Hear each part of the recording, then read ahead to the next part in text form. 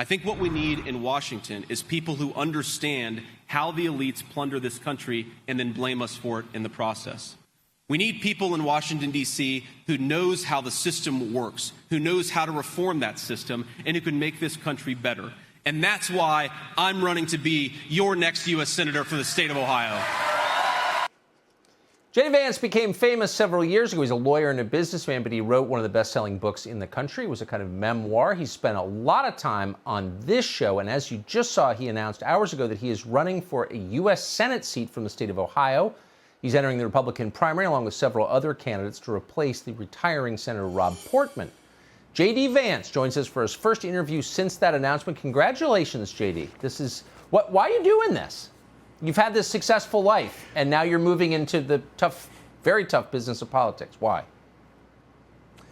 Well, because I care about this country and I care about this state, Tucker. If you think about the entire trajectory of American life over the last 30 or 40 years, you have elites in the ruling class that have plundered this country, that have made it harder for middle-class Americans to live a normal life.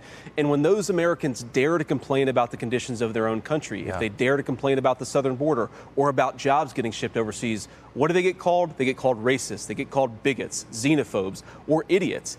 They need somebody who's willing to speak for them, who's willing to fight for them. And I just want normal Americans to know they still have a voice in this country. They love this country, but they should be able to criticize it when it's not working for them. And right now, it's just not. I love that. This is not false flattery. I don't think I've ever met anybody who understands both worlds as well as you do. You grew up there in a very working class environment, then you wound up at Yale Law School in a completely different world, and you really, I think, understand what's gone wrong with the country. But you're an intellectual and a writer. Are you ready for the nastiness of politics? It's a totally different world. You know, I'm ready for the nastiness of politics, Tucker, because I think it's worth going through that nastiness to actually do something worthwhile. I have 2 boys. I love those kids. I want them to live in the same great country that I lived in.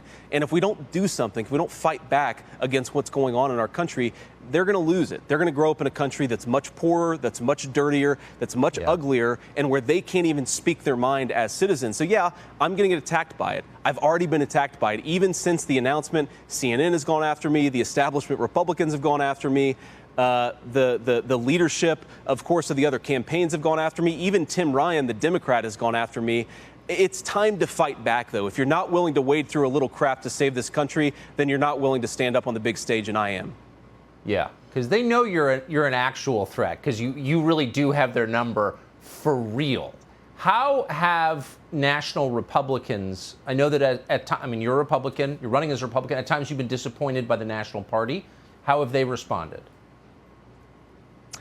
Well, I think so far a lot of them are frustrated and they're a little upset with me because I actually say what's true, which is that many of these people don't care about their own voters. They think they're either bigoted or they think they're stupid. They don't understand their job in this country is to protect their own voters, to serve their best interests. Yes. So a lot of establishment Republicans, just like a lot of the mainstream press, a lot of the corporate media, they're against me, and they're going to be against me, and that's fine. They're going to hit you pretty hard. I mean, you expect that? They're going to hit me very hard. They're going to come after my family. They're going to come after me personally. But you know what? I think it's worth it, right, Tucker? This is a country that I know you love, I love, and it's worth it to wade through this stuff. I think I can take a punch in the jaw. As you know, I come from pretty rough circumstances. I did not come from an easy life. And I think that prepared me to actually take on the challenge of attacking the people who are trying to destroy this country. I'm excited to do it. Yeah. Well, I probably shouldn't say this. I'm really glad you're doing it. J.D. Vance, I admire you, and I wish you luck very much. Thank you for doing this. Congratulations. Thanks so much, Tucker. Please go to jdvance.com to sign up and find out how to help us. Thanks, Tucker. See ya.